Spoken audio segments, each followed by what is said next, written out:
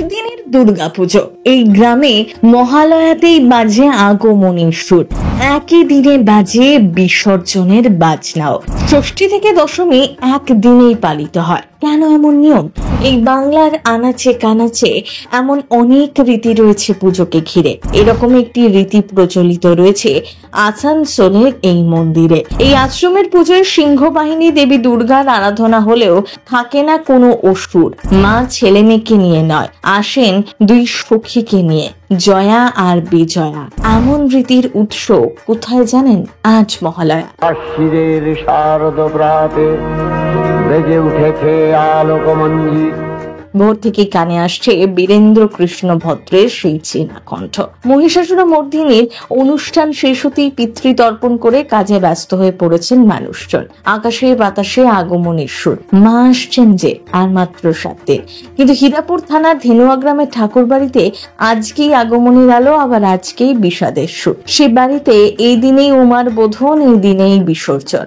আসলে বাঙালির দুর্গাপুজোর 4 দিনের উৎসব হলো পশ্চিম বর্ধমানে হীরাপুর থানার অন্তর্গত ধেনুয়া গ্রামের ঠাকুর পরিবারে গত 50 বছর ধরে যে দুর্গাপুজো হয়ে আসছে তা মাত্র একদিনের। কেন এমন প্রথা চালু হয়েছিল? এই পুজোর বিশেষত্বই বাকি। দুর্গাপুজো মানে 5 দিনের জমজমাট প্ল্যান। ষষ্ঠীতে পুজো শুরু হয়ে নবমীর সন্ধ্যারতি এবং দশমীর বিদায় বেলায় এসে শেষ হয় পুজোর রেশ। কিন্তু এখানে পুজো মাত্র একদিনেরই। মহালয়ার দিনই শুরু ষষ্ঠী, ওই দিনই দশমী। প্রায় 1978 থেকে কালীকৃষ্ণ যোগাশ্রমের এই রীতি মেনেই হয়ে আসছে দুর্গাপুজো।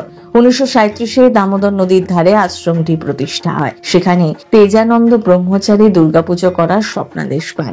এরপরেই একদিনে অর্থাৎ মহালয়ার দিনেই সম্পূর্ণ পুজো সম্পন্ন করার রীতি শুরু হয়, যে প্রথা এখনো চলে আসছে। মূলত সকালে কলাবু স্নানের মধ্যে দিয়ে পুজো শুরু হয় আশ্রমে। এরপর ষষ্ঠী, সপ্তমী, অষ্টমী, নবমী এবং দশমীর পুজো চলে সারা দিন ধরে। এই পুজোর সব থেকে আকর্ষণীয় বিষয় হলো এখানে সিংহবাহিনী দেবী দুর্গার আরাধনা হলেও থাকে না কোনো অসুর। এখানে তিনি বাঙালির আদরের মেয়ে উমা, যে বছরে মাত্র একবার একদিনের জন্যই পিত্রালয় আসে। তবে ছেলে মেয়েকে সঙ্গে নিয়ে আসেন না, তার সঙ্গে মরতে আসেন দুই সখী জয়া ও বিজয়া। দেবীর দুই সখী জয়া এবং বিজয়াকেও পুজো করা হয়। ধীরে ধীরে গ্রামান্তরে লোকমুখে ছড়িয়ে পড়ে এই অদ্ভুত দুর্গাপুজোর কথা। সারা রাজ্য থেকে উৎসাহী মানুষ এই পুজো দেখতে আসেন প্রত্যেক বছর। প্রথম বাংলা।